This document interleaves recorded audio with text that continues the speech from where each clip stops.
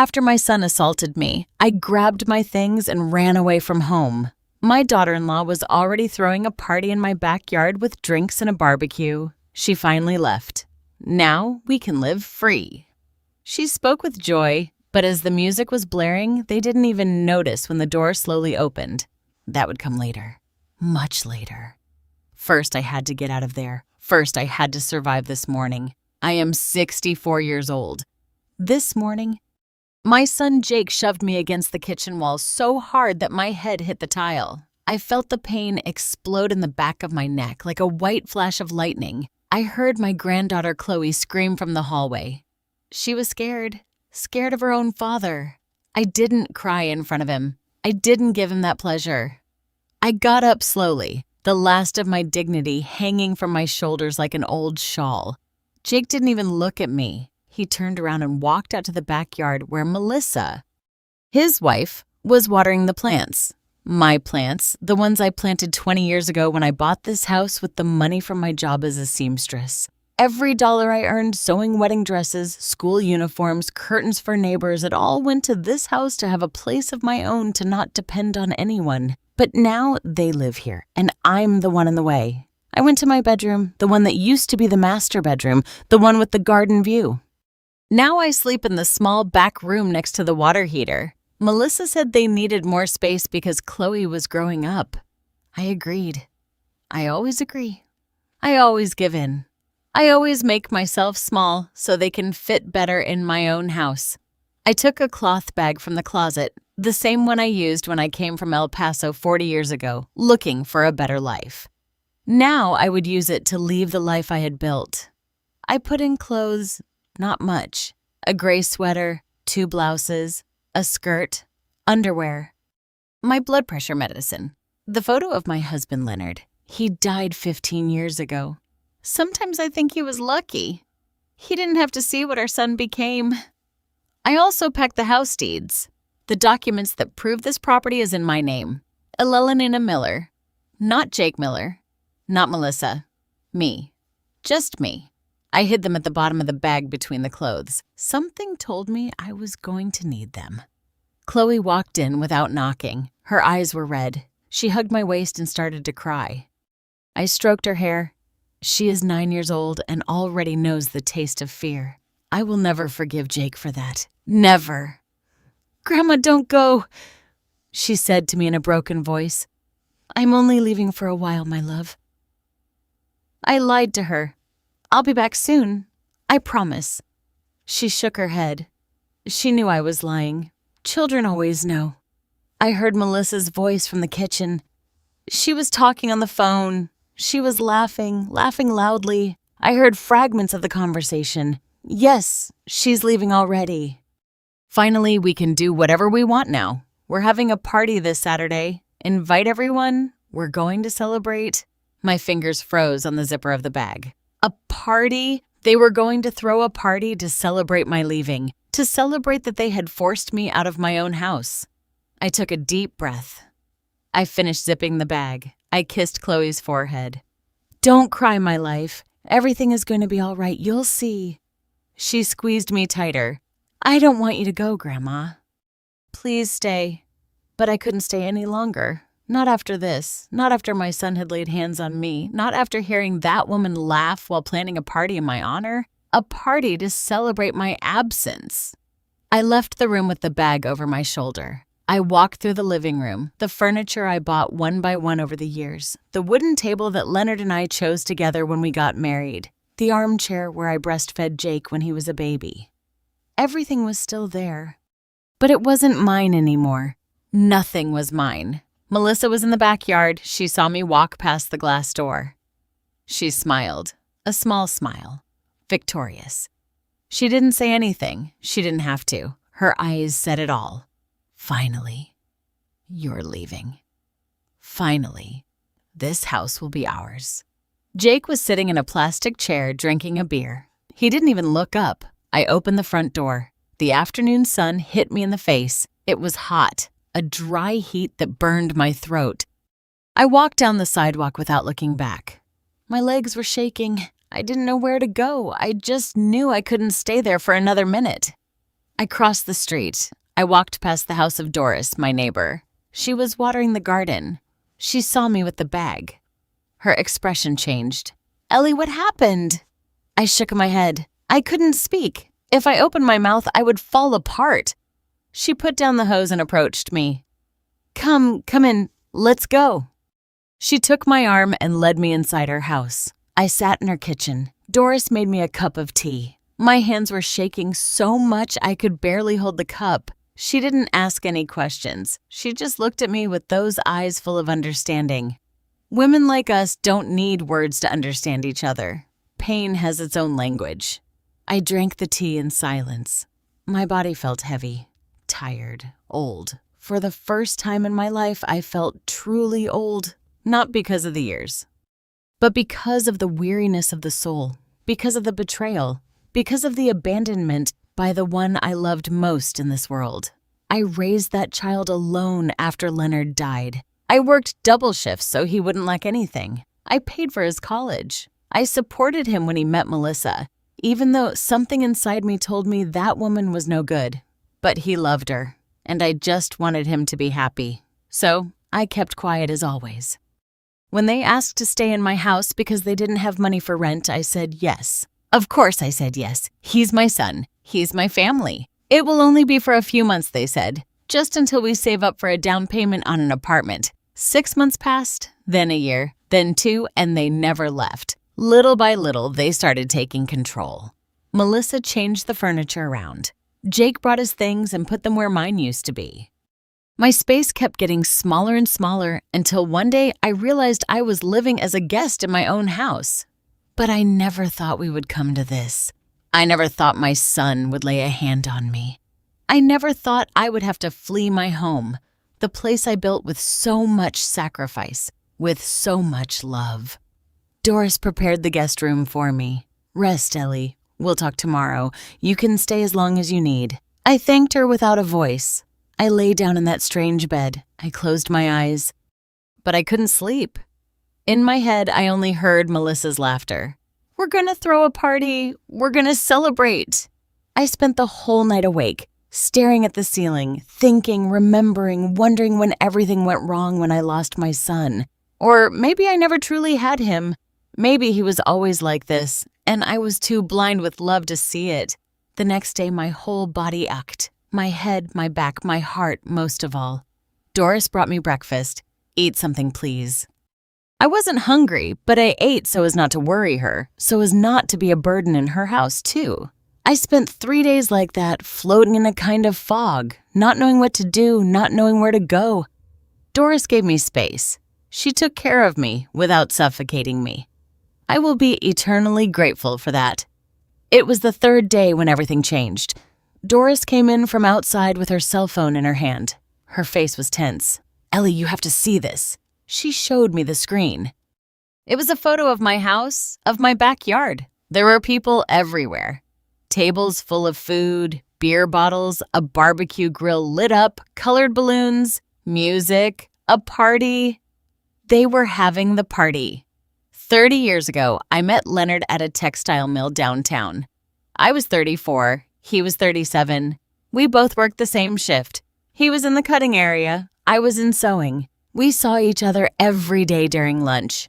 One day he offered me half of his sandwich because I'd forgotten my lunch at home. That's how it all started. We got married 6 months later. A simple wedding, no luxuries. Leonard Shahad didn't earn much, and neither did I. But we had something better than money. We had plans. We had dreams. We wanted a home of our own, a place to raise our children, a space that was only ours. We rented a small apartment on the outskirts, 2 bedrooms, a tiny kitchen, a bathroom with broken tiles. But it was our refuge. Jake was born there 2 years after the marriage. I remember the first time I held him. He was so small, so fragile, he cried a lot, we hardly slept. Leonard worked during the day and I worked at night, so there was always someone taking care of the baby. We were a team. We had each other. Jake grew up fast. He was a quiet boy, observant, not like the other kids in the building who ran and screamed all day. He preferred to stay inside reading or drawing. Leonard said he was going to be an artist. I thought maybe he would be an architect. something creative, something big. We gave him everything we could, clean clothes, even if they were secondhand, hot food every day, even if we ate less so he could have more, new school supplies every start of the year, even if we had to pay in installments. We wanted him to have what we never had: opportunities, education, a future. When Jake was 8 years old, we managed to buy a small lot. It was small. It was in a neighborhood outside of downtown, unpaved, without all the utilities. But it was ours, our piece of land, our start. Leonard and I built that house with our own hands. Well, he built it. I helped by carrying bricks, mixing cement, painting walls. On weekends, the three of us went. Jake played among the rubble while we worked. It took us 3 years to finish it. 3 years of sacrifice, of saving, of not buying anything that wasn't absolutely necessary. I remember the day we moved in. Jake was 11 years old. He ran all over the house shouting with happiness. "Mom, I have my own room." "Dad, look how big the backyard is. We can plant trees." Leonard and I hugged in the empty living room. "We did it," he said to me. "We have a home." And we did. For years, we were happy there. I got a job at a fabric store. I did alterations and custom sewing. Leonard stayed at the mill, but he got a promotion. He earned a little more, enough to live without worry, to pay for Jake's education. Our son finished high school with good grades. He wanted to study business administration. Leonard was so proud. "My son is going to college. My son is going to get a degree. My son is not going to work with his hands like me." We paid his tuition, his books, his bus fare, everything. It was tough on our wallet, but it was worth it. We were investing in his future, in him having a better life than ours. Jake was 21 years old when Leonard started feeling sick. Fatigue, chest pain, shortness of breath. At first, we thought it was the job. Too many hours standing, too much physical effort, but it got worse. One day, he collapsed at the mill.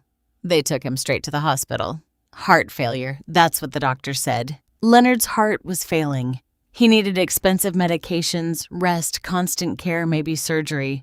The expenses piled up. I sold my jewelry, the few pieces I had, a ring my mother gave me, gold earrings Leonard gave me when Jake was born. Everything went to consultations and medicines. Leonard lasted 6 months. He passed away early one October morning. I was asleep beside him. I woke up and he was gone. That's how silently he left, without saying goodbye, without a farewell. I was left alone with Jake. He was 23 years old. He was in his last year of college. I told him not to worry, that I would take care of everything, that he should finish his studies, that it was what his father would have wanted. I worked harder than ever. I took every order I could get. I sewed late into the night. I slept 3 or 4 hours. The rest of the time, I was at the machine. Quinceañera dresses, costumes for school festivals, nursing uniforms, curtains, tablecloths, anything. I couldn't afford to turn down anything. Jake graduated. I was there at the ceremony alone without Leonard, but proud. My son has a college degree. I did it. We did it. After graduation, Jake got a job at a logistics company. He didn't earn much at first, but it was a start. He moved into a shared apartment with other guys. I stayed alone in the house. For the first time in years, the house was silent. A heavy silence. Empty. I kept working. I kept sewing. It was the only thing I knew how to do, the only thing that kept me busy, that kept me from thinking too much about the loneliness. Jake came to visit on Sundays. We ate together.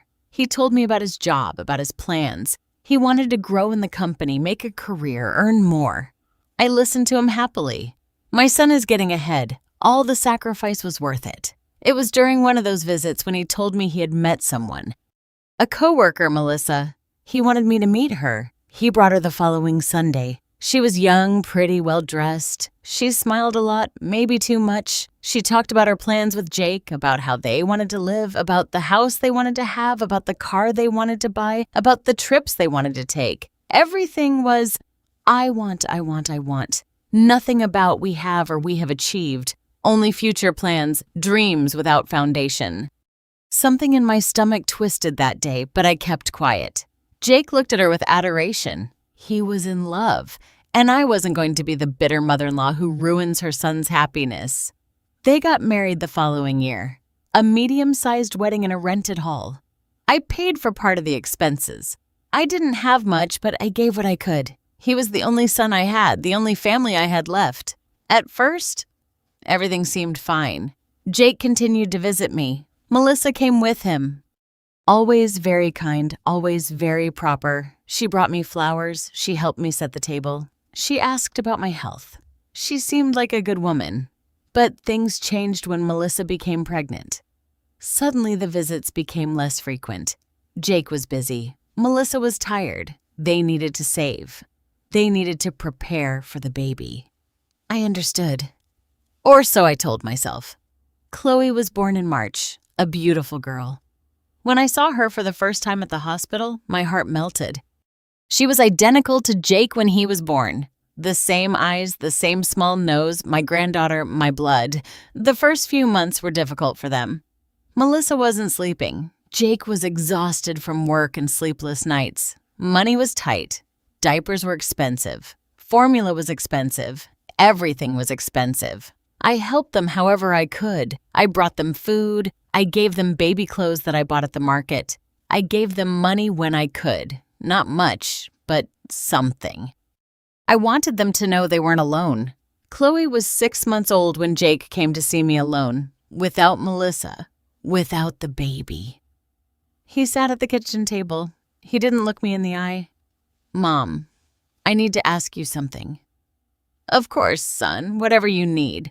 The thing is, we're really tight on money. The apartment where we live is very expensive, and with Chloe, we need more space. Melissa says she can't go on like this. She's going crazy in that small place. I nodded, waiting. We could stay here with you just a few months until we save up for a down payment on something of our own. We'd pay you some rent and help with expenses. My heart sped up. Part of me jumped with joy. My son, my granddaughter, in my house, I wouldn't be alone. I would have family nearby. But another part, a small and quiet part, felt fear. Of course, son. This is your house. You can stay as long as you need. Jake smiled. He hugged me. Thank you, Mom. You don't know how much this means to us.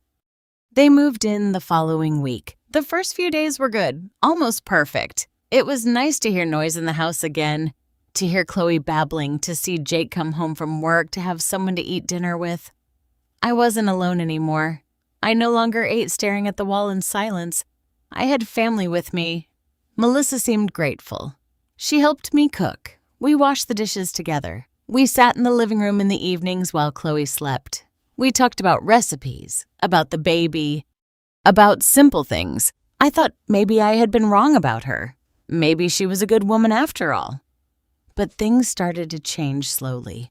So slowly that I barely noticed. First, it was the living room. Melissa said they needed space for Chloe's things. The playpen, the toys, the high chair. Of course, I said. Put whatever you need. She moved my favorite armchair, the one by the window. She shoved it against the wall. It's not in the way there. She put the playpen exactly where my armchair had been. Then it was the kitchen. Melissa said she needed to reorganize everything, that it was more practical for her since she cooked often. She moved my pots, my dishes, my cups, everything I had arranged for 20 years. She put it where she wanted, where it suited her. I would look for things and they weren't where they had always been. She started buying things without asking me. A new microwave, an expensive blender. Appliances that filled the kitchen counter. We don't have space for all this, I said once. She looked at me as if I were being difficult. It's just that what you had was very old, Ellie. This is better, more modern. She stopped calling me mother-in-law. She started calling me by my name, Ellie, plainly without affection, as if we were roommates, as if she weren't the mother of her husband.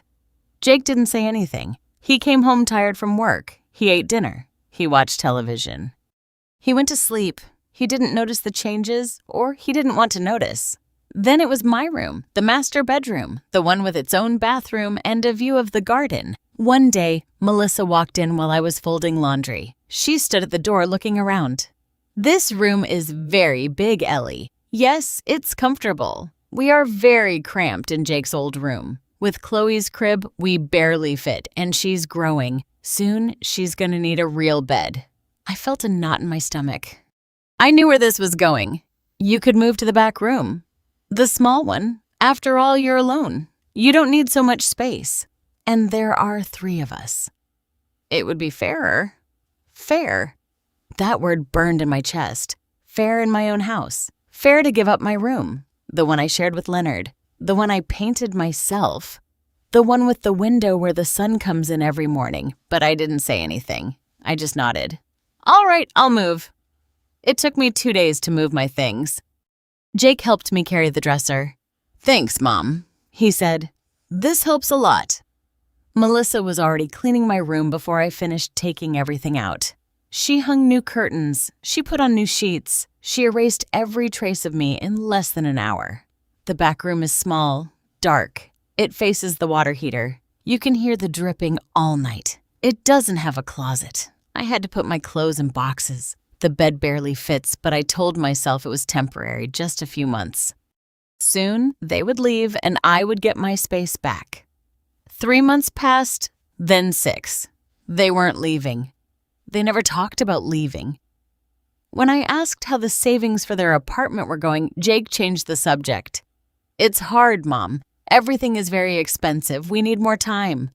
Melissa started inviting people over to the house. Her friends, her sisters. They came on Saturdays. They stayed for hours. They drank coffee. They laughed loudly. They used my cups. They left everything dirty. I cleaned up after they left. One afternoon, I heard one of them ask, "Is this house yours, Melissa?" "No, it's my mother-in-law's, but we live here." The other woman said something I couldn't hear. Melissa laughed. "We'll see. We'll see." Those words kept echoing in my mind. We'll see what? What was she planning? Jake started coming home later. He said there was traffic, that he had meetings, that work was tough, but he smelled of beer. He came home with red eyes, with wrinkled clothes. Melissa didn't say anything to him. She didn't seem to care. I took care of Chloe every afternoon. Melissa said she needed to rest. That being with a child all day exhausted her. She went out. She didn't say where. She returned hours later with shopping bags, new clothes, shoes, makeup. She was spending money that they supposedly didn't have. Chloe started calling me Mom. I was the one who fed her, the one who bathed her, the one who put her to sleep. Melissa got angry. Don't teach her to call you that. I am her mother. I explained that the child said it herself, that I wasn't teaching her anything. But Melissa didn't believe me. She started keeping Chloe away from me. When the child came to look for me, Melissa would call her. Come with Mom. Leave Grandma alone. She has things to do. Chloe cried. She wanted to stay with me. But Melissa insisted. The child learned not to look for me when her mother was near. The house bills started going up. Electricity, water, gas. Melissa used the washing machine 3 times a day. She left the lights on throughout the house. She took showers twice a day with the water heater on maximum. When the bills arrived, I got scared. It's almost $200 for electricity. How can it be so much? Jake said he would pay half, but he never did. There was always an excuse. This month is tough, Mom. I'll pay you for 2 months next month. But the next month arrived and the story repeated itself. I ended up paying for everything. My savings were starting to run out. Melissa decided they needed a car. Jake said they didn't have the money for a down payment. She insisted, "Everyone has a car. We can't keep using public transportation. It looks bad." They ended up buying a used car. We took out a loan. Jake told me we'll pay it in 3 years. The car was parked in my garage. The garage where Leonard's car used to be. The one I had to sell after he died because I couldn't afford to keep it. Now, there was another car there. But it wasn't mine. Melissa started complaining about everything. The house is old. The furniture is ugly. The walls need paint. The bathroom is outdated. You should remodel, Ellie.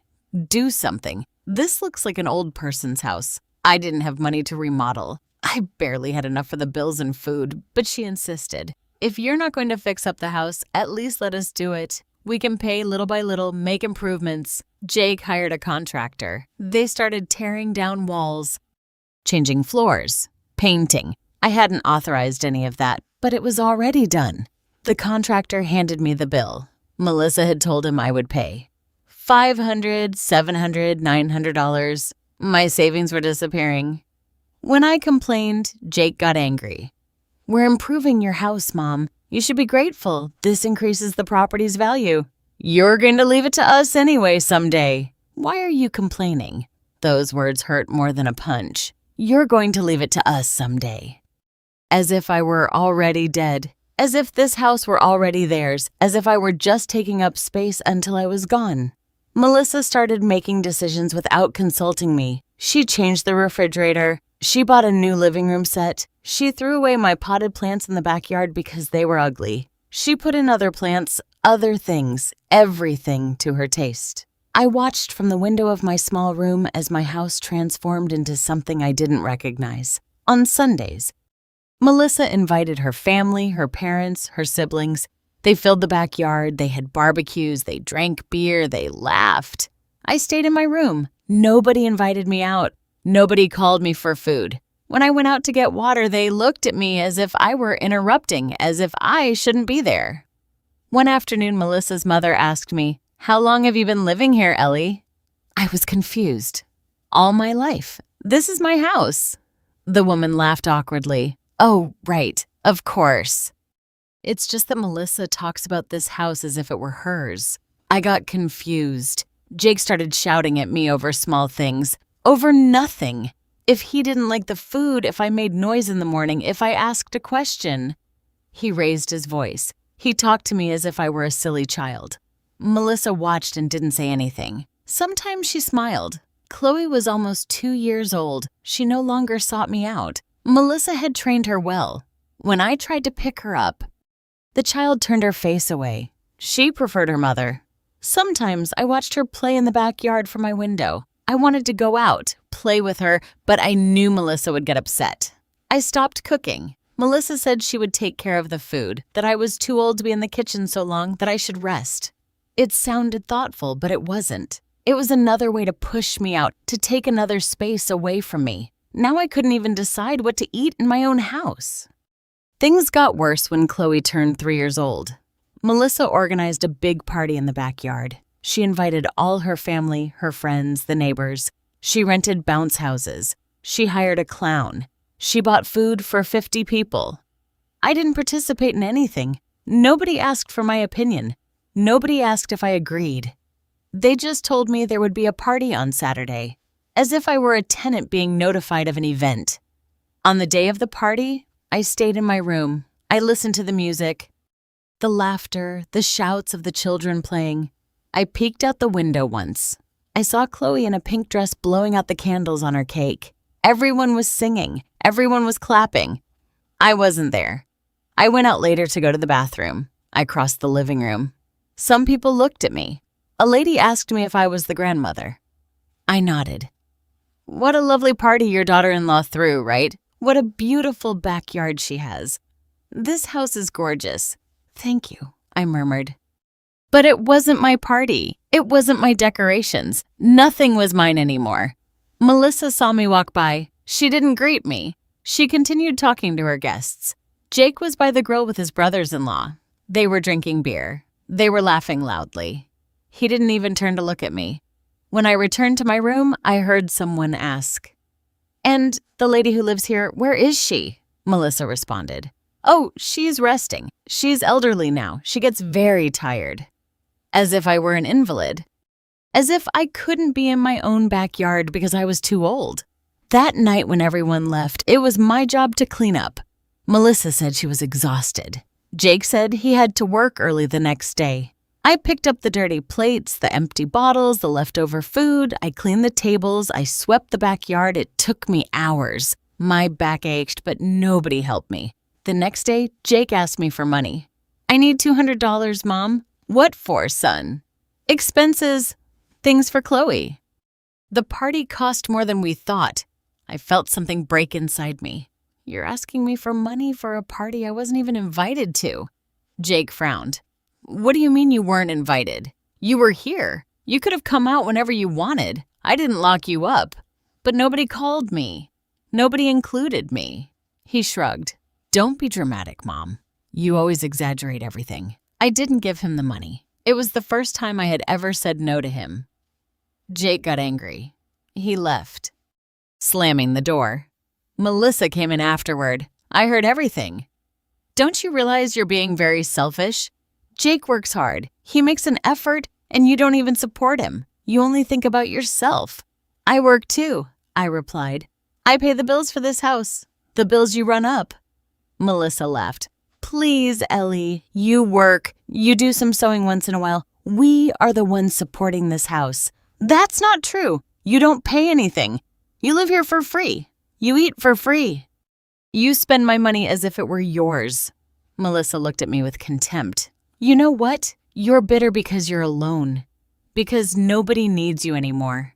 You should be grateful we're here, that we keep you company. If it weren't for us, you'd be dying of loneliness here. Her words pierced me. I wanted to answer. I wanted to defend myself, but my voice failed me. Melissa left. I stayed standing in the kitchen shaking. I didn't eat dinner that night. I locked myself in my room. I cried in silence. For the first time, I thought about leaving, about giving up everything. But where would I go? I didn't have anyone else. This was my house, my only place in the world. The following days were tense. Jake wouldn't speak to me. Melissa wouldn't either. They ignored me. When I entered a room, they left. When I tried to talk to Chloe, Melissa took her away. Come on, my love. Grandma's busy. One afternoon, a bank statement arrived, a loan I hadn't requested. $5,000 in my name with my signature or something that looked like my signature. I called the bank. They told me the loan had been approved 2 months ago, that the money was already in my account, but I hadn't seen that money. It wasn't in my account. I looked for my papers, the house documents, my bank account statements, my ID. They weren't where I had left them. I searched all over my room for them. They didn't show up. I felt panic. Someone had taken my documents. Someone had taken out the loan in my name. I went to find Jake. He was in the living room watching television. Jake, I need to talk to you. What is it, Mom? I'm watching something. It's important. A bank statement arrived. A loan I didn't request. Jake didn't look at me. Oh, yeah, I took it out. We needed money to fix the roof. It was leaking. But it's a loan in my name without my permission. That's illegal, Jake. You can't do that. He finally turned to look at me. Oh, Mom, don't exaggerate. I'm your son. Why do you need permission? Besides, it's for the house. Your house. It benefits you too. You stole my identity. You forged my signature. Jake stood up. His face changed. Just shut up. I'm sick of your complaints, sick of everything bothering you, sick of you always making things difficult. He had never spoken to me like that. Never with such violence. I took a step back. Jake followed me. You know what your problem is? You think you still call the shots here? That this house is yours, but it's not anymore. You don't decide anything anymore. I run things here, Melissa and I. You only live here because we allow it. His words hit me harder than any punch. Jake, this is my house. It's in my name. I built it. I paid for it. He laughed. A cold laugh. Bitter. For now. But we'll see how long that lasts. I wanted to say something, defend myself, but Melissa walked in. What's going on? Why are you shouting? Jake pointed at me. Your mother-in-law is hysterical because I took out a loan. Melissa sighed. Oh, Ellie, always making drama. That money was used for the house so it wouldn't leak everywhere. You should be grateful. I am not grateful. You are robbing me. You are using my name, my documents, my credit. This is not legal. Melissa crossed her arms. You're going to sue us? Your own son? Your granddaughter's mother? Go ahead. Do it. You'll look like the worst mother in the world, the worst grandmother. Nobody will believe you, Jake added. Besides, who says you didn't authorize that loan? Who says you didn't forget? You're old now, Mom. You forget a lot of things. Maybe you even signed and just don't remember. No, that's not true. I didn't sign anything. You forged my signature. Melissa came closer. Her voice turned soft, poisonous. Ellie, you are 64 years old. You live alone. Well, you did live alone. You have no one else but us. Think carefully. What are you going to do? Where are you going to go? Who is going to take care of you when you're older? When you can't manage on your own, you're going to need us. You better treat us well. I felt the floor moving beneath my feet. It was a clear threat. Either I shut up and obeyed, or I would be left alone, abandoned with no one. I went to my room. I locked the door. I sat on the bed. My hands were shaking. My heart was pounding so hard I thought it would jump out of my chest. They had crossed a line. It was no longer just an invasion. It was no longer just disrespect. Now it was theft. It was fraud. It was abuse. But they were right about one thing. I had no one else. I had no family. My friends were few and they all had their own problems. I couldn't show up knocking on their doors asking for help and report them. Report my own son. How could I do that? What would people say? What would they think of me? I spent days thinking, pondering, looking for a way out that I couldn't find. Jake still wouldn't talk to me. Melissa treated me with contempt. Chloe wouldn't even look at me anymore. I was a ghost in my own house. One night, I heard Jake and Melissa talking in their room. I was in the hallway. I was going to the bathroom. They had left the door ajar. Melissa's voice was clear. How much longer are we going to put up with her? I'm sick of her already. Always complaining, always getting in the way, Jake replied. I don't know, but the house is in her name. We can't do anything until he paused. Melissa finished the sentence. Until she dies, or until we convince her to sign it over to you. How do we convince her? Jake sounded tired. I don't know. By telling her it's for her own good, that she'll be protected that way. That if something happens to her, the house is already secured for us, for Chloe, something like that. Or can we get her to sign when she's distracted like we did with the loan? I froze. They had planned it. Everything. The loan. The documents. They wanted to take my house. They wanted me to sign the papers. And if I didn't do it willingly, they would do it by force. I returned to my room without making a sound. I locked the door. I could barely breathe. My own son. My own flesh and blood planning to rob me, planning to leave me with nothing. I didn't sleep that night. I stayed sitting on the bed thinking, planning. I needed to protect myself. I needed to do something. But what? I didn't know yet. But something inside me had changed. I was no longer afraid. I was furious. 2 weeks passed after I heard that conversation. 2 weeks in which I acted as if nothing had happened. As if I didn't know their plans, as if I were still the silly, submissive mother they thought I was. But inside, something had shifted. I was no longer the same. I started keeping my important documents somewhere else. I put them in a plastic bag and hid them in the toilet tank. No one would look there. I made copies of the house deeds when Melissa went shopping. I went to a print shop downtown. I made 3 copies. I left one with Doris. I told her to keep them, not to tell anyone. She looked at me worriedly, but didn't ask questions. She just nodded. Jake came home one night with papers in his hand. He was in a good mood. He was smiling. It had been weeks since he had smiled at me like that. Mom, come here. Sit down. I need you to look at something. I sat at the kitchen table. My heart was pounding fast. I knew what he was coming for. He put the papers in front of me. Look, I spoke with a lawyer. He says it would be good for you to put the house in my name. Well, in our names. Yours and mine as co-owners. That way, if something happens to you, God forbid, the house won't go through lengthy paperwork. I can take care of everything then. It's safer for you, for everyone. I read the papers. They were documents for the transfer of rights. If I signed that, the house would no longer be just mine. It would be Jake's, too. And as soon as I died, or as soon as he wanted, he could do whatever he wanted with it. He could sell it, rent it, kick me out. I looked up. Jake was looking at me anxiously. Melissa was standing in the kitchen doorway, watching, waiting. I'm not going to sign this. Jake's smile faded. Why not? It's for your own good, Mom. No, Jake, it's for your own good, for your benefit. I am not signing anything. Jake slammed his hand on the table. The noise made me jump.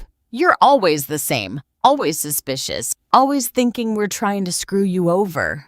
I'm your son, your only son. I'm looking out for you. I'm protecting you, and this is how you repay me. I don't need you to protect me from anything. This house is mine. I built it. I paid for it. And it will continue to be mine until I decide what to do with it. Melissa walked into the kitchen. Her face showed fury. You know what, Ellie? I'm tired of you. Of your attitude, of your selfishness. We live here. We take care of this house. We pay for things. And you don't even have the decency to secure what will be your son's anyway. You don't pay for anything. I pay for everything. The bills, the food, everything. You just spend. You just take. You just destroy. Melissa laughed. A cruel laugh. Oh, please. What do you pay for with what? With your little sewing gigs? With your miserable little pension? We maintain this house. We've improved it. If it were up to you, this place would still be a dump. Jake stood up. He walked up to me. That's enough, Mom. You are going to sign those papers today. Now, I am not signing anything. Get out of my house if you don't like how things are here. Jake stood still. He looked at me as if he didn't recognize me. Then his face changed. It turned red. His eyes darkened. Your house. This is not your house anymore. It's our house. And if anyone is leaving here, it's you. I got up from the chair. I wanted to move away, go to my room, lock myself in. But Jake blocked my path. Move, Jake. I'm not moving. Are you going to sign those papers or I swear you're going to regret it? I'm not signing anything. Get out of my way. Jake pushed me. It was a strong push, violent. I lost my balance. My back hit the wall. My head struck the tile. I felt a sharp pain blinding. I heard a scream. It was Chloe. She was standing in the hallway. She had seen everything. Grandma. Her voice sounded scared, terrified. Melissa ran toward her. Go to your room, Chloe, now. But, Mom, go, I said. The girl ran away, crying. I heard her bedroom door close. I touched my head. I felt something wet blood. I was bleeding. Jake stood in front of me, breathing heavily. He didn't look sorry. He didn't look worried. He just looked furious. Melissa spoke. Her voice was cold, calm. You see what you caused, Ellie. You see what you do. You get Jake worked up like this. You push his buttons. This is your fault. I didn't do anything. You are robbing me. You are attacking me in my own house. Melissa shrugged. No one is attacking you. You fell. That's all. You lost your balance. You're an older woman. These things happen. Jake pushed me. You both saw it. Chloe saw it. Melissa shook her head. Chloe didn't see anything. She's a child. She gets confused. And we didn't see anything either. We just saw you fall. You should be more careful. I understood at that moment they were never going to admit anything. They were never going to accept what they had done. They could hurt me. They could rob me. They could do whatever they wanted, and they would always blame me. They would always twist the truth. I went to my room. I locked the door. I sat on the bed. My whole body was shaking. I wiped the blood from my head with a towel. It wasn't a big wound, but it hurt. It hurt a lot. I heard Jake and Melissa talking in low voices. Then I heard them laugh. They were laughing. After what had just happened, they were laughing. I heard music. They had turned on the stereo. They were celebrating. I stayed there sitting in silence, thinking. I couldn't go on like this. I couldn't stay in this house for another day. If I stayed, I would end up dead or worse. They would get me to sign the papers. They would take everything from me, and I would be left with nothing. No house, no dignity, nothing. I waited for them to fall asleep. It was almost 2 minutes past midnight when I stopped hearing noise. I got up. I took out my bag, the same one I had prepared in my mind for days. I put in clothes, medications, the documents I had hidden in the bathroom, money. I had about $1,200 saved in cash, everything I had managed to save without them knowing. I opened my bedroom door slowly. The house was dark, silent. I walked down the hallway. I passed Chloe's room. I wanted to go in. I wanted to say goodbye, but I couldn't. If I woke her up, Melissa would notice, and they wouldn't let me leave. I reached the living room. I saw my furniture, my table, my things, everything that had been mine. It wasn't anymore. It didn't belong to me anymore. This house was no longer my home. It was my prison. I opened the front door. The cold night air hit my face. I stepped outside.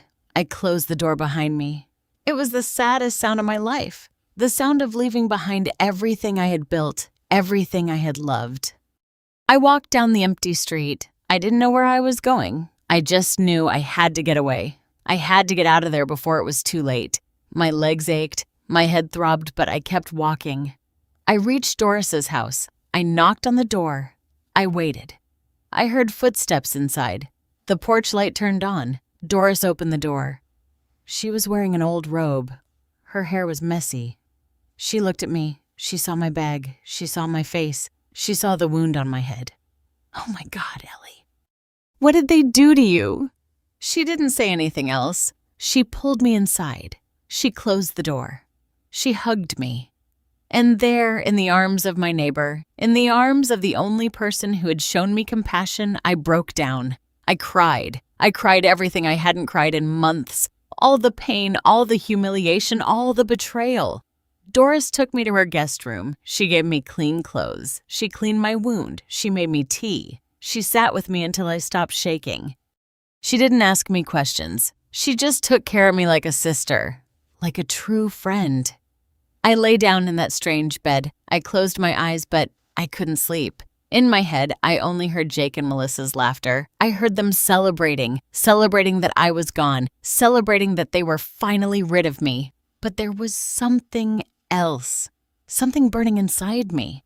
It wasn't just sadness. It wasn't just pain. It was rage, pure rage. They thought they had won. They thought they had defeated me, that I was a weak old woman who would give up. But they were wrong. I wasn't going to give up. I wasn't going to let them keep my house, my life, everything I had built. I was going to fight. I was going to get back what was mine. I was going to show them that they made a mistake they would regret. I woke up with my body aching. Every muscle hurt. My head throbbed where I had hit it. I got up slowly. I looked around. Doris's room was small but clean. Cozy. So different from the dark room where I had slept the last few years in my own house. Doris knocked softly on the door. Ellie, are you awake? Come in. She entered with a tray. Hot tea, toast, scrambled eggs. Eat something, please. You'll get sick if you don't eat. I sat on the bed. I took the cup of tea. My hands were still shaking a little. Thank you, Doris. You don't know how much this means. She sat next to me. We're friends, Ellie. That's what we're here for. What did that boy do to you? What did your son do to you? I told her everything from the beginning. From when they came to live in my house, the slow invasion, the abuse, the fake loan, the papers they wanted me to sign, the shove, the blood. Doris listened to me in silence. Her face hardened with every word. That's abuse, Ellie. That's mistreatment. You have to report him. I can't report my own son. Yes, you can and you should. He assaulted you. He robbed you. He is taking your house from you. That is a crime, but he's my son, Doris. He's the only family I have. He is no longer your family. Family doesn't do that. Family doesn't hit you, doesn't rob you, doesn't make you feel like you're in the way in your own house. Her words struck me. She was right. I was still clinging to the idea that Jake was my son, that blood was thicker than water. But blood meant nothing if it came with violence, with betrayal, with contempt. I stayed at Doris's house that day and the next. I felt paralyzed. I didn't know what to do, where to go, how to start over at 64 years old. Doris gave me space. She let me think. She brought me food. She cared for me without smothering me. On the third day, I was sitting in her living room, looking out the window, thinking about nothing and everything at the same time. Doris came in from outside. She had her cell phone in her hand. Her face was tense, serious.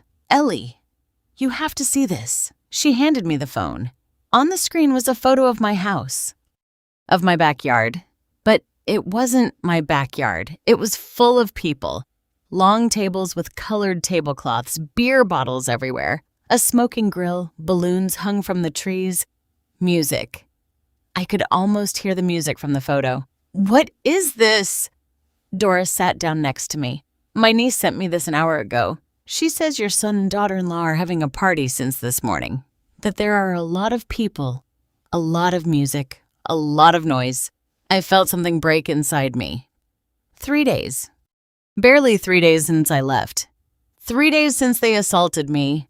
3 days since I left my house, bleeding, and they were already partying, celebrating. She showed me more photos. One of Jake next to the grill with a beer in his hand, smiling, laughing. Another of Melissa with a group of friends, all with wine glasses. Another of the backyard full of people, strangers in my garden, stepping on the plants I planted, using my tables, my chairs, everything.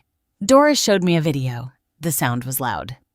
Band music, laughter, shouts, and then I heard Melissa's voice clear, loud. Finally, we are finally rid of her. Now, this house is ours. Now we can live how we want, without anyone watching us, without anyone making things difficult for us. Cheers to freedom. I heard the sound of glasses clinking. I heard more laughter, more shouts of celebration. The video ended. I kept staring at the black screen. My heart was pounding so hard I felt it would jump out of my chest. They are celebrating that I left. My voice sounded strange, distant. They are celebrating. Doris nodded. It looks like it. I'm sorry, Ellie. I know it hurts, but you needed to see this. You needed to know what kind of people they are. I stood up. I walked around the living room. My hands were clenched into fists. My jaw was tense. Something inside me was transforming. The pain was turning into something else, into something stronger, darker, more powerful. How long has the party been going on? Since 10 o'clock this morning, according to my niece. It's 3 o'clock in the afternoon now. That's 5 hours. 5 hours. 5 hours of celebration. 5 hours laughing at me. 5 hours enjoying my house as if it were theirs, as if I had never existed, as if I were dead. Ellie, what are you thinking? Doris's voice sounded worried. I turned to look at her. I'm thinking I made a mistake. What mistake? The mistake of leaving in silence. The mistake of running away like a thief, as if I were the one who was wrong. As if I were the guilty one. Doris stood up. She approached me. What are you going to do? I'm going to get my house back. I'm going to kick them out. I'm going to show them that they messed with the wrong person. But how? You don't have money. You don't have a lawyer. They have everything. They have your house, your things, everything. I have something better. I have the truth. I have the documents that prove that house is mine. I have this wound on my head. I have the bank statements that show I pay for everything. I have witnesses. I have proof. Doris looked at me with something in her eyes. Respect, perhaps.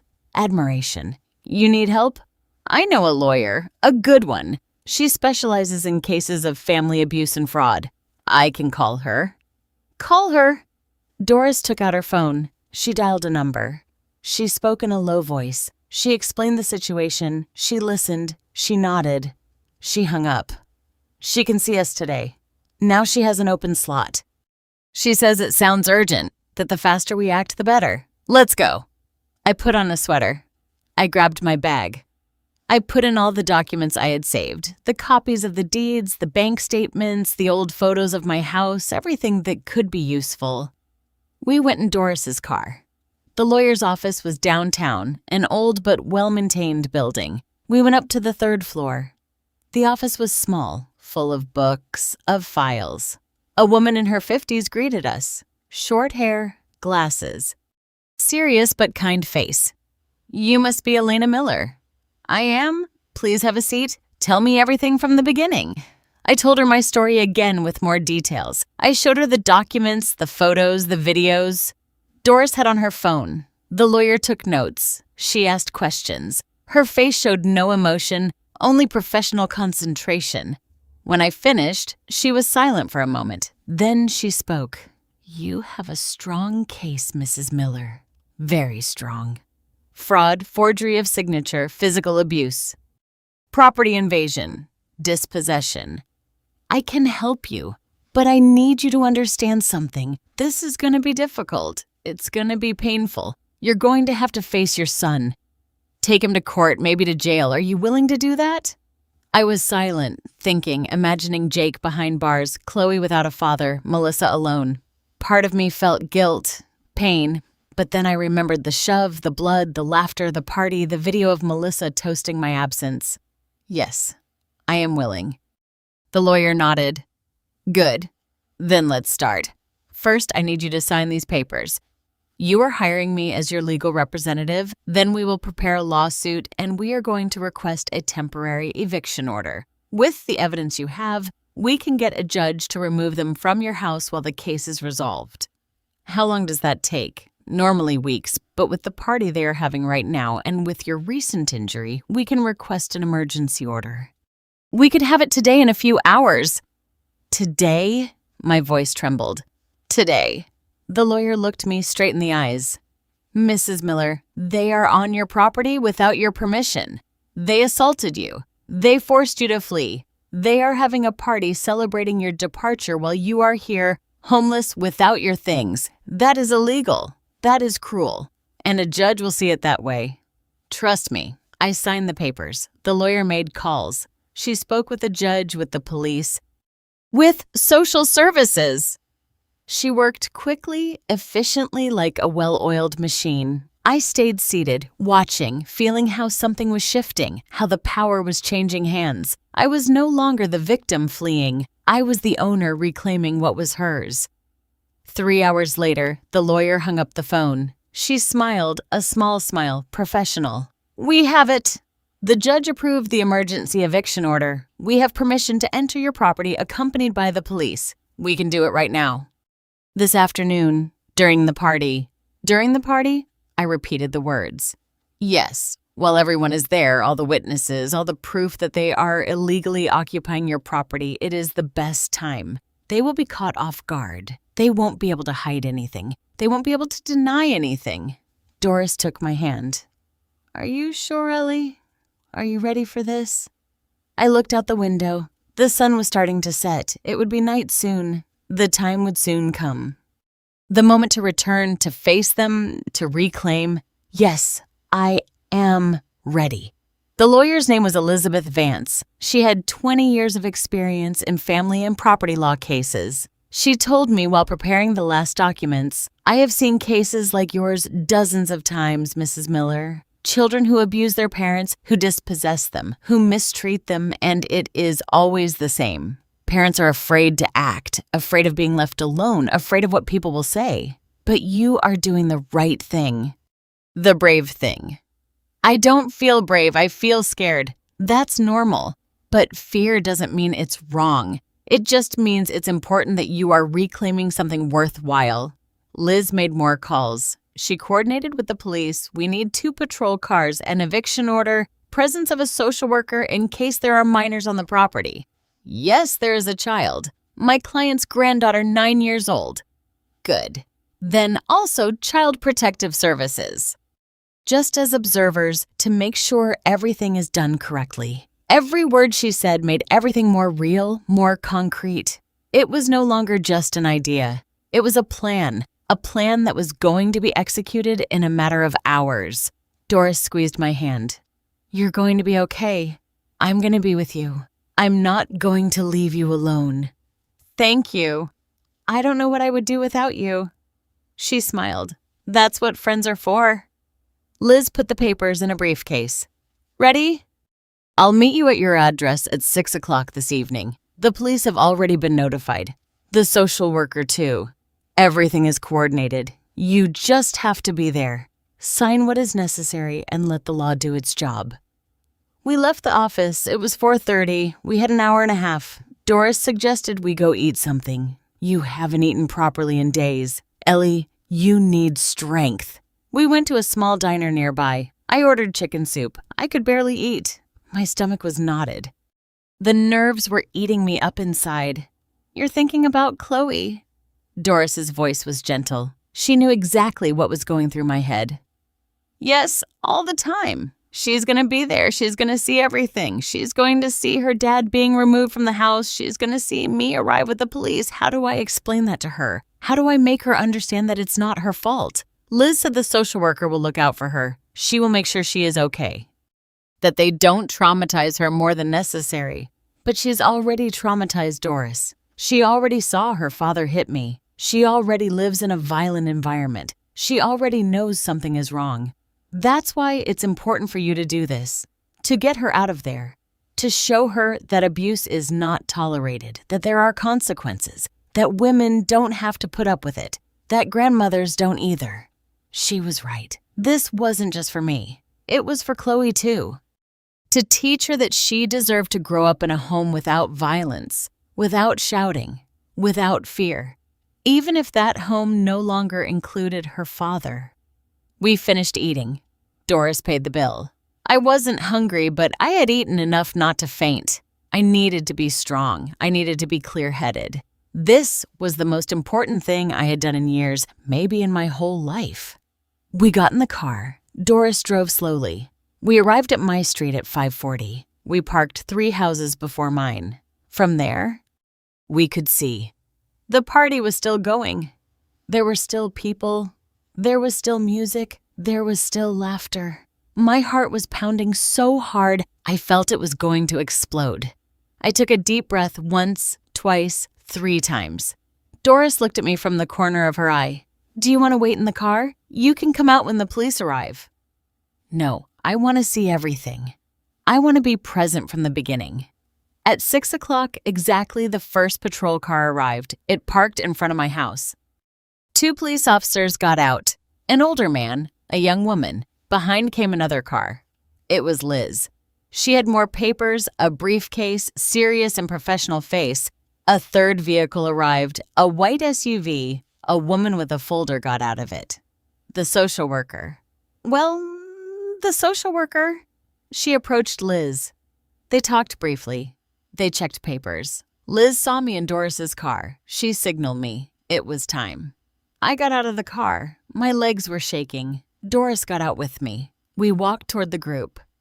The neighbors were starting to come out of their houses to watch, to murmur. They knew something was happening. Liz introduced me to everyone. Mrs. Miller, this is Officer Ramirez. This is Officer Torres, and this is Ms. Sanchez from Social Services. They are all here to support you to make sure everything is done according to the law. Officer Ramirez spoke. Her voice was firm, but not cruel. Ma'am, I need you to confirm that this is your property, that the documents are in order, and that the people inside do not have your authorization to be there. Yes, this is my house. It is in my name. I have the deeds here. And they came in with my permission years ago, but now they have assaulted me. They have robbed me. They have forced me out. I don't want them here anymore. Understood. We will proceed. You stay back with your lawyer. We will take care of it. If there is resistance, we will withdraw and call for backup. But usually when they see the patrol cars, they cooperate. I nodded. I couldn't speak. My throat had closed up. The 4 of them walked toward my house, toward the front door. I stayed behind with Doris. My heart was beating a mile a minute. I could hear the music from outside. Voices, laughter, unaware of what was about to happen. Officer Torres knocked on the door hard. 3 dry knocks. The music continued. No one answered. He knocked again harder. Police, open the door. The music lowered. I heard footsteps. The door opened. It was Jake. He had a beer in his hand, red face from the alcohol, a smile on his lips. The smile vanished when he saw the uniforms. Good afternoon. I am Officer Torres. We have a court order. I need you to step outside and allow me to enter. Jake froze. What? An order for what? From who? Liz stepped forward. She showed the papers. A temporary eviction order issued by Judge Morales. This property belongs to Mrs. Elelina Miller. You and your family must vacate immediately. Jake saw me then. I was standing on the street behind everyone. His face changed. Surprise, then anger. Mom, what did you do? What the heck did you do? Melissa appeared behind him. What's going on, Jake? Who are they? She saw the patrol cars. She saw the police officers. She saw me. Her face turned pale. This is a mistake. This is our house. We live here. You can't kick us out like this.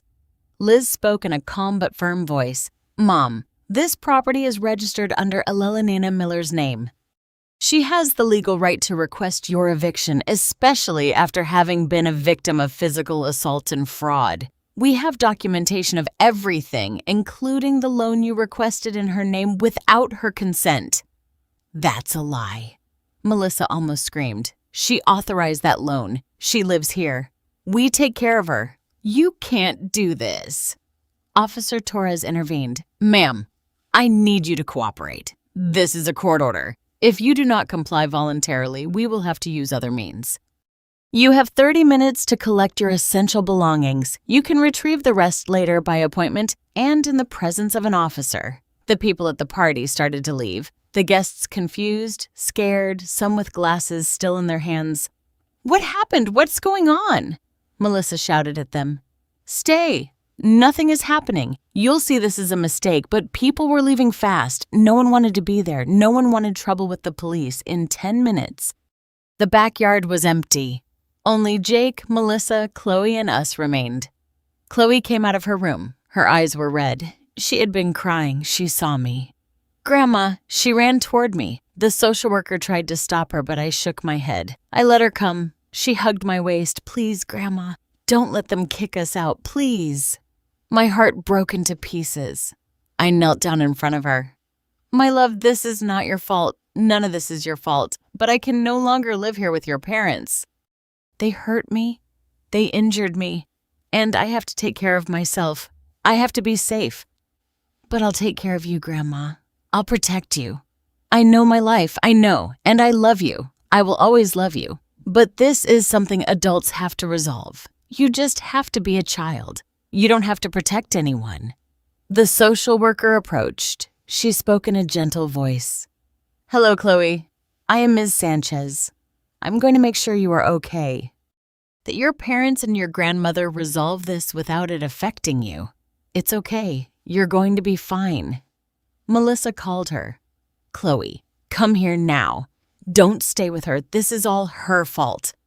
Chloe looked at me, confused, scared. Go with your mom, my love. It's all right. Go. The girl walked slowly toward Melissa. She looked back at me twice, as if saying goodbye, as if asking me if she would be okay. I smiled at her, even though it hurt, even though I was dying inside. Jake started collecting things. He threw clothes into bags. Melissa was crying. This is not fair. You have no right. We are going to fight this. We're going to get the house back. You'll see. Ellie, you are going to regret this. Liz replied for me. Mom, any threat will be documented and used against you. I suggest you cooperate and leave peacefully. The 30 minutes passed like a dream, like a movie. Jake and Melissa took out clothes, Chloe's toys, some personal items. Not much. They couldn't take much. Officer Torres supervised everything. He made sure they didn't take anything that wasn't theirs. When they finished, they left. Jake walked past me without looking at me. Melissa looked at me with pure hatred. This is not over, I swear it! Chloe was crying. Grandma, please! They got into their car, the one they had bought with borrowed money, the one they parked in my garage. They drove away. They left. Their tail lights disappeared at the end of the street. I stayed standing there in the middle of the street in front of my house, which was finally mine again. Officer Ramirez handed me the keys. They're yours, Mrs. Miller. The house is secured. I recommend you change the locks first thing tomorrow morning, just in case they made copies. I nodded. I took the keys. They weighed more than I remembered, or maybe it was me who felt lighter. Liz reviewed the final papers. I signed where she indicated. This is temporary, Mrs. Miller. There will be a hearing in 2 weeks. But with the evidence we have, it is highly likely that the eviction will become permanent. They may try to fight it, but I doubt it. Cases like this rarely favor the aggressor. Thank you, counselor, for everything. She smiled. It's my job, and it's the right thing to do. Take care. Call me if anything happens, any threat, any attempt at unauthorized contact. It's all on record." The social worker approached. "Mrs. Miller, I will be monitoring the minor's situation. Chloe, to make sure she is in a safe environment. If at any point you believe the child is in danger with her parents, notify me. We have options." "I will. Thank you." The officers left. Liz left. The social worker left. Only Doris and I remained, standing in front of my house. The backyard was still full of the remains of the party. Plastic cups, empty bottles, plates with half-eaten food, napkins on the ground. The smell of barbecue still hung in the air. "Do you want me to stay with you tonight?" Doris looked at me worriedly. "No, I need to be alone. I need to reclaim my space. But thank you for everything. Without you, I couldn't have done this." She hugged me. "You are stronger than you think, Ellie. You always have been. You just needed to remember it." Doris left. I stayed standing in front of the door. My door. I put the key in the lock. I turned it. The sound of the bolt opening was the sweetest sound I had heard in years. I pushed the door open. I walked in. The house was silent, a deep silence, heavy. But it was not the oppressive silence from before. It was a silence of peace, of freedom. I walked through the living room. I ran my hand over the table, over the armchair that had been mine, and that Melissa had moved. I put it back by the window, where it had always been, where it should be. I went to the kitchen. There were dirty dishes everywhere, remains of the party, bottles on the counter, spilled food, a mess. But it was my mess, my kitchen, my house. I started cleaning. I washed the dishes one by one. I cleaned the counter. I swept the floor. I felt every movement, every gesture. I was reclaiming my space.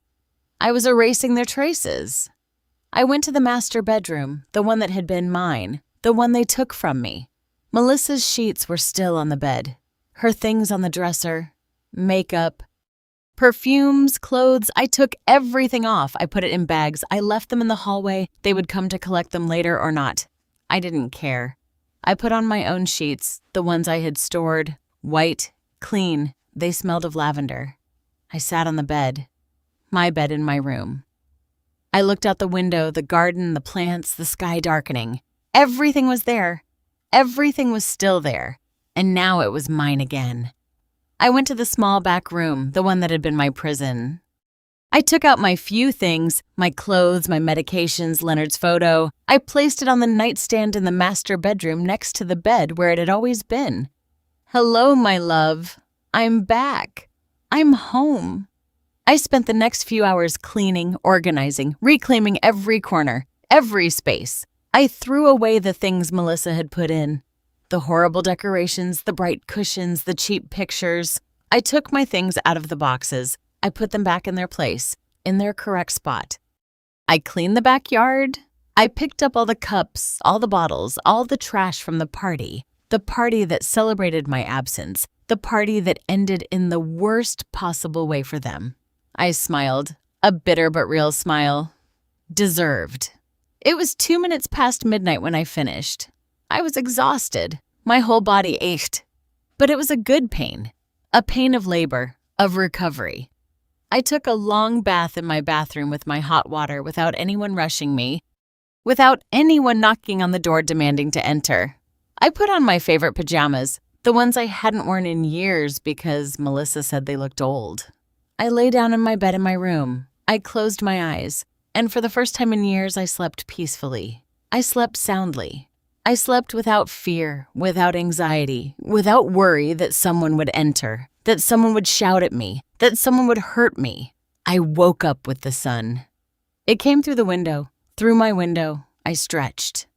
I smiled. Today was a new day. The first day of the rest of my life, the first day as the owner of my own house again, of my own life. I made coffee. I ate breakfast calmly. I called a locksmith.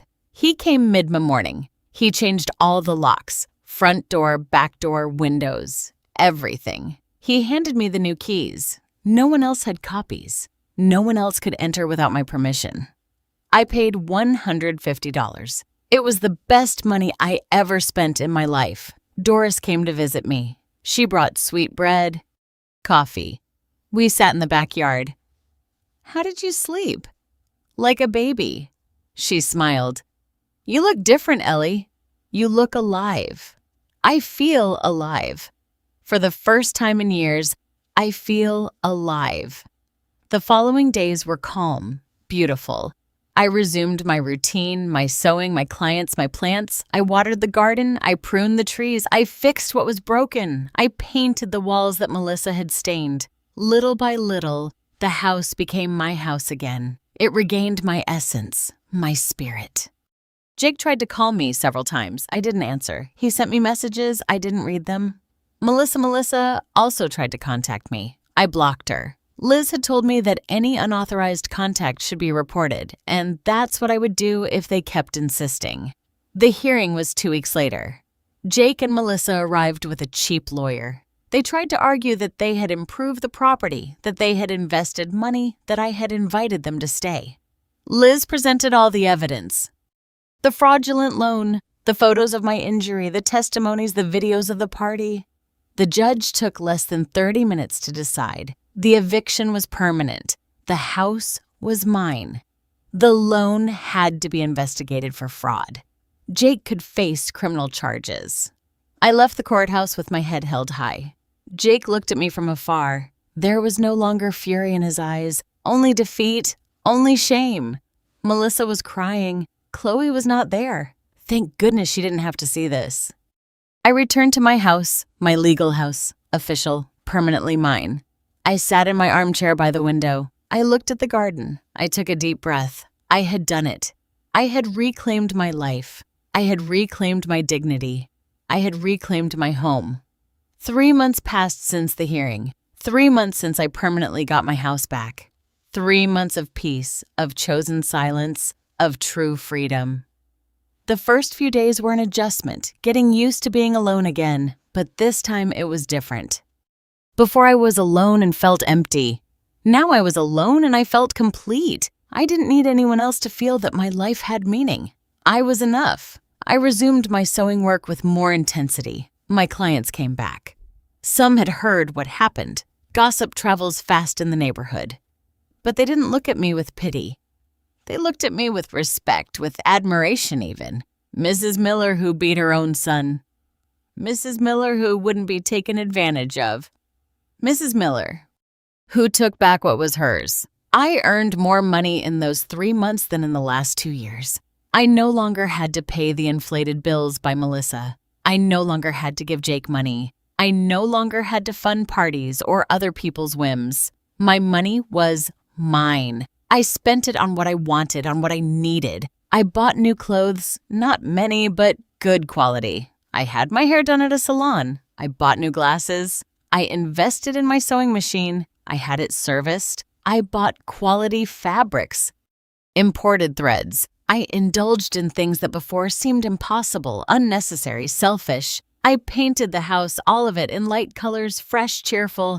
I hired someone to fix the roof, to repair the leaks, to change the broken tiles in the bathroom. The house looked beautiful, like new, like when Leonard and I built it. Doris continued to visit me. We drank coffee every afternoon. We laughed. We told stories. We made plans. I wanted to travel, see the ocean.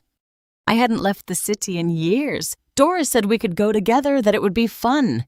2 old ladies loose on the beach. I laughed. I liked the idea. I didn't hear anything about Chloe for 2 months. It hurt. I thought about her every day. I wondered if she was okay, if she missed me, if she hated me for what had happened. But I couldn't contact her. Legally, I couldn't approach her while she was with Jake and Melissa. That's what the judge had ordered. It was in the 3rd month when I received a call. It was the social worker. Ms. Sanchez, Mrs. Miller, I need to speak with you. My heart raced. It's Chloe. She's fine. She's physically fine, but emotionally she's going through a difficult time. Her father is being investigated for fraud. Her mother is working double shifts. The child spends a lot of time alone or with neighbors. She's asking for you constantly. Can I see her? There's a process, but yes, I can arrange it. If you are willing to be evaluated as a temporary care option, I would do anything, whatever is necessary. I went through evaluations, interviews, home visits. They checked my house, my financial stability, my mental health, my history, everything. It was invasive, uncomfortable, but necessary. And I did it for Chloe to give her a safe home, a place where she could be a child without carrying the weight of adult problems. 2 weeks later, Miss Sanchez called me. "You have been approved, Mrs. Miller. Chloe can stay with you temporarily, while her parents' situation is being resolved if you agree," I cried. I cried with happiness, with relief. Yes, I agree. Chloe arrived one Saturday morning. The social worker brought her. She carried a small backpack, a few things. She got out of the car slowly. She saw me standing at the door. She ran. Grandma, she hugged me. I hugged her tightly. So tightly, I thought I would break her. "I'm sorry, my love." "I'm sorry for everything." She shook her head. "No, Grandma, you didn't do anything wrong. Dad did bad things, Mom too. But not you." I showed her her room. I had prepared it especially. I painted the walls yellow, her favorite color. I bought a new bed, sheets with butterflies, a desk for her homework, books, toys, everything for her. Her eyes lit up. "It's for me. All of this, all of it, my love. All for you." The days with Chloe were different.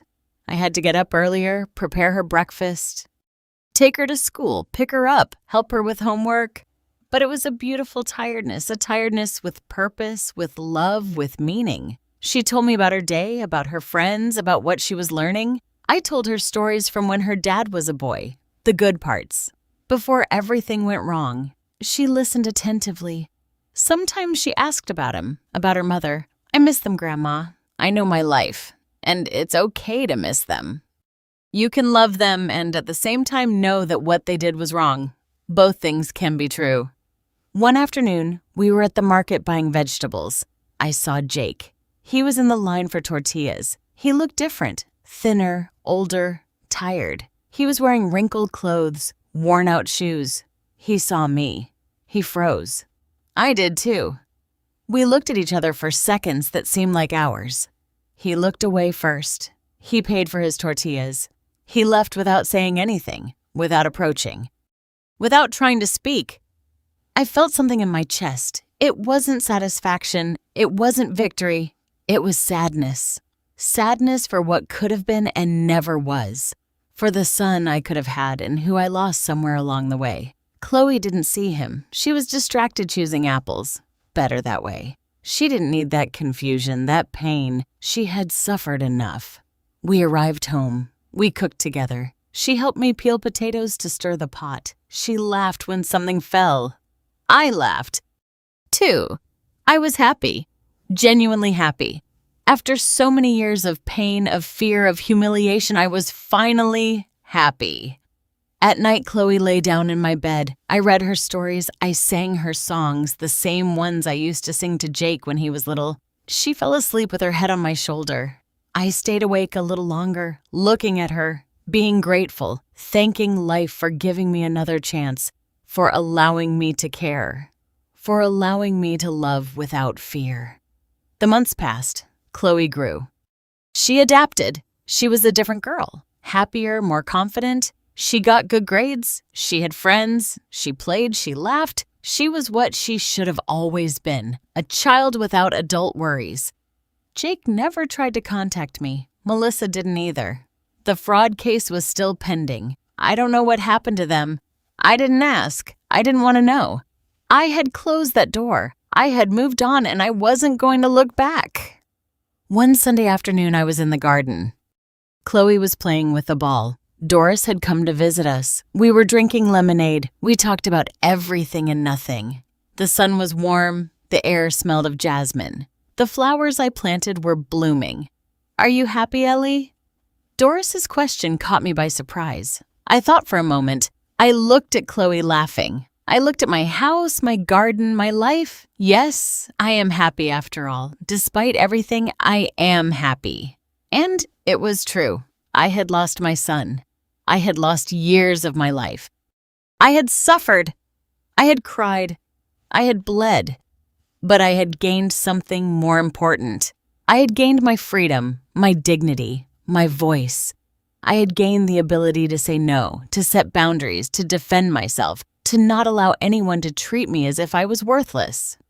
I was 64 years old when this story began. Now I was 65, 1 year older, but infinitely stronger, wiser, more alive. This house was mine. This life was mine. And no one, never again, was going to take it from me. Chloe ran toward me. Grandma?